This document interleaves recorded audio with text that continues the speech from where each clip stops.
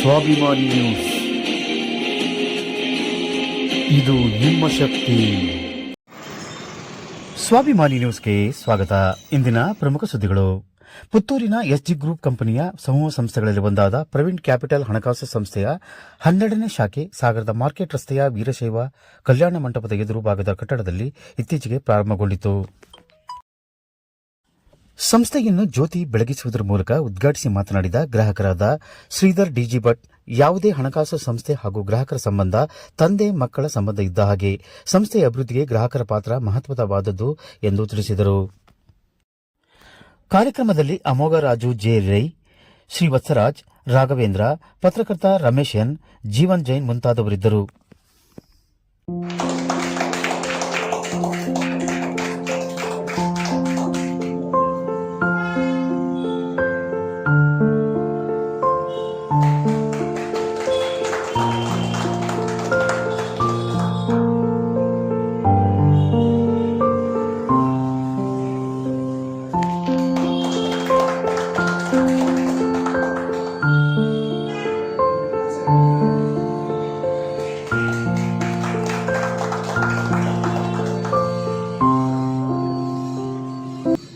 ವಿಶ್ವಾಸ ತಂದೆ ಮಗನಲ್ಲಿ ಯಾವ ರೀತಿ ಇರುತ್ತೋ ಅದೇ ರೀತಿ ಸಹ ನಮ್ಮ ಹಣಕಾಸಿನ ವ್ಯವಸ್ಥೆಯ ವ್ಯವಹಾರದಲ್ಲೂ ಸಹ ಇರಲಿ ಅಂತೇಳಿ ಬಯಸ್ತಾ ನಾನು ನಿಮ್ಮೆಲ್ಲರ ಪರವಾಗಿ ಈ ವಂದನೆಯನ್ನು ನಮಸ್ಕಾರ.